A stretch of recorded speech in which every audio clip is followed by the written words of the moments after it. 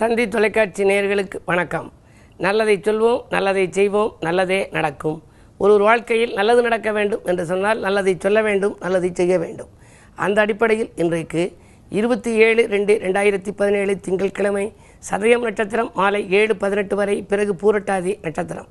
இன்றைக்கு எழுத்தாளர் சுஜாதா நினைவு நாள். அவரை நாம் நினைவு கொள்ள வேண்டும். அதற்கு பின்னாலே இன்றைக்கு நான் உங்களுக்கு சொல்ல இருக்கிற நல்ல கருத்து சிவன் வழிபாடு. நம்ம பேனாவை எடுத்த உடனே என்ன பண்ணுறோம்? ஒரு பிள்ளையார் சொல்லி போடுறோம். அது இந்துக்களுடைய நம்பிக்கை. பிள்ளையார் சொல்லி போட்டு கீழே சிவமயம் என்று எழுதுவோம். இது கண்ணதாசனிடம் நான் ஒரு முறை கேட்டேன்.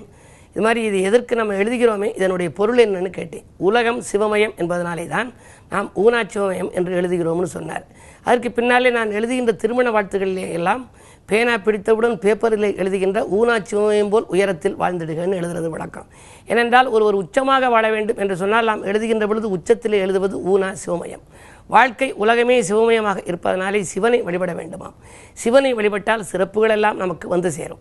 அந்த அடிப்படையில் தான் 3 தினங்களுக்கு முன்னாலே 24/2/2017 அன்றைக்கு வந்த சிவராத்திரி விழாவிலே 1008 சிவலிங்கங்களை நாம் வழிபட வேண்டும். என்னுடன் வந்து பல ஆயிரக்கணக்கான மக்கள் ஒரே இரவில் 1025 சிவலிங்கங்களை வழிபாடு செய்தார்கள். அந்த அடிப்படையிலே 27/2 இன்றைக்கு வந்திருக்கிறது. இன்றைக்கு திங்கட்கிழமை. இன்றைக்கு சூரிய பகவான் கும்பத்திலே இருக்கிறார். இன்றைக்கு நான் உங்களுக்கு சொல்ல இருக்கிற நல்ல கருத்து சிவலிங்கத்தை பற்றிய திருக்கருத்துகள். பொதுவாகவே இந்த லிங்கம், சிவலிங்கம் இருக்கிறதே, 7 வகை சிவலிங்கம் இருக்குது. ஒன்று தானாகவே உண்டான சிவலிங்கம். சில இடங்களில் பார்த்தா இது சுயம்பு லிங்கம் ஐயா அப்படிம்பாங்க கோயிலில். அப்படி தானாகவே உண்டான சிவலிங்கம். இன்னொன்று வந்து அம்பிகை வழிபட்ட சிவலிங்கம். பல இடங்களிலே அம்பிகை வழிபட்டு அதற்கு பிறகு அவர்களுக்கெல்லாம் வெற்றி கிடைத்ததாக சொல்வார்கள். அடுத்து தேவர்கள் வழிபட்ட சிவலிங்கம். அடுத்து மனிதர்கள் வழிபட்ட சிவலிங்கம். அடுத்திற்கு பின்னாலே அசுரர்கள் வழிபட்ட சிவலிங்கம். அதற்கு பின்னாலே ரிஷிகள் வழிபட்ட சிவலிங்கம். அதற்கு பின்னாலே பாணாசுரன் சேவித்த சிவலிங்கம். இப்படி 7 வகையான சிவலிங்கங்கள் இருக்கின்றன. இந்த சிவலிங்கங்களிலே சுயம்புலிங்கம் என்று எடுத்துக்கொள்கின்ற பொழுது தானாகவே உண்டானது. அது நம்முடைய பகுதியிலே, செட்டிநாட்டு பகுதியிலே சில இடங்களிலே இருக்கிறது. அதாவது சுயம்புலிங்கம் என்பதற்கு தான் தோன்றி ஈஸ்வரர் என்று சொல்வார்கள். இலுப்பைக்குடி என்ற ஊரிலே கூட இருக்கிற தெய்வத்திற்கு தான் தோன்றி ஈஸ்வரர் என்று பெயர். தானாக தோன்றியது. அப்படி பல ஆலயங்களிலே இருக்கிறது. திருக்கருகாவூருக்கு சென்றால் ஒளிபடாத விநாயகர், ஒளிபடாத பிள்ளையார், ஒளிபடாத நந்தி என்று இருக்கும். ஒளிபடாத என்று சொன்னால் சுயம்பாக தோன்றியது என்று பொருள். இப்படி சுயம்பாக தோன்றிய இடங்களுக்கெல்லாம் மிக அற்புதமான பலன்கள் கிடைக்கும். அவற்றை நாம் சென்று தரிசித்து வழிபடுவது நல்லது. இப்படி இருக்கிறது போல அம்பிகை வழிபட்ட சிவலிங்கம் இருக்கிறதே, அம்பிகை வெற்றி பெறுவதற்கும் சில வரங்கள் கிடைப்பதற்கும் வழிபட்ட இடத்திற்கு சென்றால் தேவியகம் லிங்கம்னு அதற்கு பெயர். சுயம்புருவ லிங்கம் என்பது போல தானாக தோன்றியதற்கு சுயம்புருவ லிங்கம், அம்பிகை வழிபட்டதற்கு தேவியக லிங்கம் என்று பெயர். தேவர்கள் வழிபட்டதற்கு தைவிக லிங்கம், மனிதர்கள் வழிபட்டதற்கு மானுஷிக லிங்கம், அசுரர்கள் வழிபட்டதற்கு ராட்சச லிங்கம், ரிஷிகள் வழிபட்டதற்கு ஆரிஷம் லிங்கம், பாணாசுரன் வழிபட்டது பாணா லிங்கம் என்று சொல்வார்கள். இதிலே அம்பிகை வழிபட்டது காஞ்சிபுரத்துக்கு நீங்கள் சென்றால் காமாட்சி அம்மன் கோவிலே அங்கே பூஜித்து ஏகாம்பரேஸ்வரரை அவர் பூஜித்து அவர் வெற்றி பெற்றதாக சொல்வார்கள். வேண்டிய வரத்தை பெற்றதாக அந்த காமாட்சி அம்மன் பூஜித்த அந்த லிங்கம் அங்கே ஏகாம்பரேஸ்வரர் இருக்கிறது. அதே போல் மாயவரத்துக்கு நீங்கள் சென்றால் அங்கே இருக்கக்கூடியது அபயாம்பிகை. ஒரு பழமொழி சொல்வார்கள், 1000 தான் இருந்தாலும் மாயவரம் ஆகுமா என்று. அப்போ 1000 ஊர்கள் இருந்தாலும் கூட மாயவரம் போல் ஆகுமா என்றால் என்ன அர்த்தம்? அதற்கு பெயர் மயிலாடுதுறை என்று பெயர். மயில் வடிவத்திலே இருந்து பூஜித்தது என்று சொல்வார்கள்.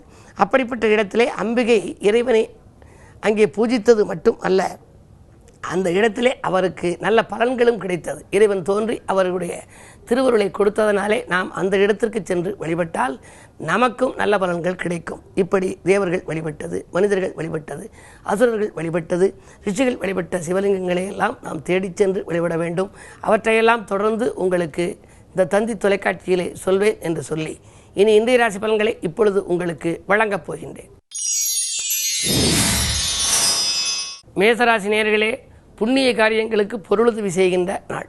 இன்றைக்கு ஏதேனும் ஒரு புண்ணிய காரியத்திற்கு, ஒரு கோவில் திருப்பணிக்கு நீங்கள் பொருளுதவி செய்யும் வாய்ப்பு கிடைக்கும்.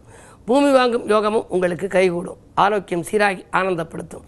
ராசிநாதன் ராசியிலேயே இருக்கிறார். அது மட்டும் அல்ல, அந்த செவ்வாயை குரு பார்க்கிறார். குரு செவ்வாயை பார்த்தால் குரு மங்கள யோகம். இல்லத்திலே மங்கள ஓசை கேட்பதற்கான வழியும் பிறக்கப் போகிறது. ரிஷபராசினியர்களே, உங்களுக்கெல்லாம் விரையாதிபதி விரயஸ்தானத்தில் வீற்றிருக்கிறார். பண தேவைகள் உடனுக்குடன் பூர்த்தியாகும் என்றாலும் கூட உடனுக்குடன் விரயமாகிவிடும். சொத்துக்கள் வாங்க விற்க எடுத்த முயற்சிகளில் வெற்றி உண்டு. சொந்தங்களால் உங்களுக்கு ஒரு சில விரயங்கள் ஏற்படலாம். பகை ஒன்று இன்றைக்கு நட்பாகலாம். பஞ்சாயத்துக்கள் நல்ல முடிவுக்கு வரும். முன்னோர் வழி சொத்துக்களில் முறையான லாபம் கிடைக்கவில்லையே என்று ஏங்கியவர்கள் இன்றைக்கு மகிழ்ச்சி அடையும் விதத்தில் ஒரு தகவல் வந்து சேரப்போகிறது. மிதுனராசி நேயர்களே, உங்களுக்கெல்லாம் பிரிந்து சென்றவர்கள் வந்து இணைகின்ற நாள். பிரச்சனைகள் படிப்படியாக குறையும். உத்தியோக முன்னேற்றங்கள் உண்டு. உத்தியோகத்தில் நீங்கள் எதிர்பார்த்த இடமாற்றம் இலாகா மாற்றங்கள் வருவதற்கான அறிகுறிகள் தென்படுகின்றன. குருவின் பார்வை இருப்பதால் குழப்பங்கள் அகலும் நாள் இந்த நாள். கடகராசி நேயர்களே, உங்களுக்கு சந்திராஷ்டமம். எதை செய்தாலும் யோசித்து செய்வது நல்லது. விரயங்கள் கூடுதலாகவே இருக்கும். சந்தித்த நண்பர்களாலும் சங்கடங்கள் உண்டாகும். வாகனத்தாலும் தொல்லை, வழியில் செல்பவர்களாலும் தொல்லைகள் ஏற்படலாம். எனவே யோசித்து செயல்பட வேண்டிய நாள் இந்த நாள். சிம்மராசி நேயர்களே, உங்களுக்கெல்லாம் இன்றைக்கு கல்யாண கனவுகள் நனவாகும் நாள். கடல் தாண்டி வருகின்ற தகவல் கனிந்த தகவலாக இருக்கும். சூரியனும் புதனும் சப்தமஸ்தானத்தில் இருக்கின்ற பொழுது மாமன் மைத்துன வழியில் ஏற்பட்ட மனக்கசப்புகள் மாறும். சேமிப்பு உயரும். இளைய சகோதரத்தோடு இணக்கம் ஏற்படும். உறவினர்களின் ஆதரவோடு உள்ளமகிழும் சம்பவம் ஒன்று இல்லத்திலே இன்றைக்கு நடைபெறப் போகிறது. கன்னிராசி நேயர்களே, உங்களுக்கு இன்றைக்கு நல்ல நாள். நேற்றைய பிரச்சனை இன்று நல்ல முடிவுக்கு வரும். நிகழ்கால தேவைகள் பூர்த்தியாகும். நினைத்ததை நினைத்த நேரத்தில் செய்து முடிப்பீர்கள். 2 குரு இருப்பதால் கொடுத்த வாக்கை காப்பாற்ற இயலும். பணவரவு திருப்திகரமாக இருக்கிறது. துலாம் ராசி நேயர்களே, உங்களுக்கு சக ஊழியர்களால் ஏற்பட்ட சச்சரவுகள் அகலும் நாள். இன்றைக்கு சலுகைகள் எதிர்பார்த்தபடியே கிடைக்கும். மேலதிகாரிகள் உங்களுக்கு நன்மைகளை வழங்க காத்திருப்பார்கள்.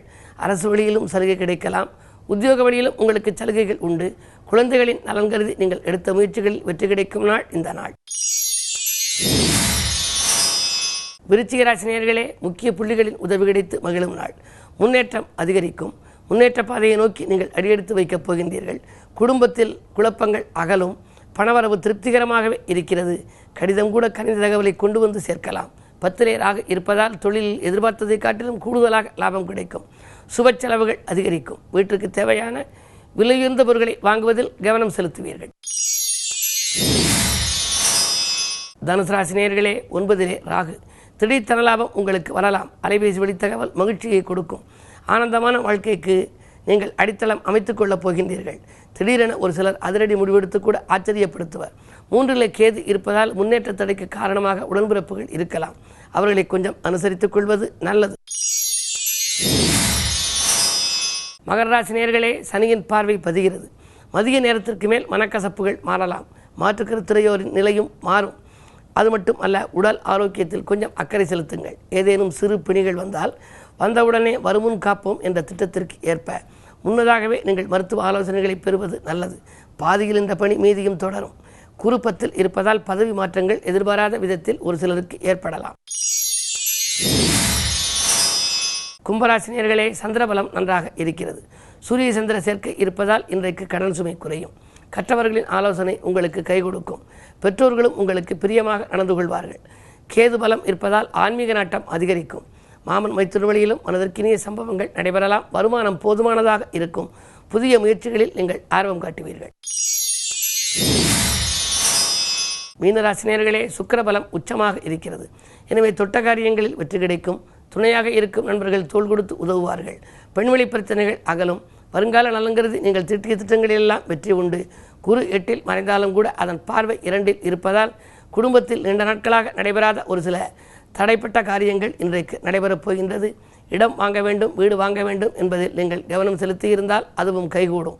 மேலும் விவரங்கள் அறிய தினத்தந்தி படியுங்கள்.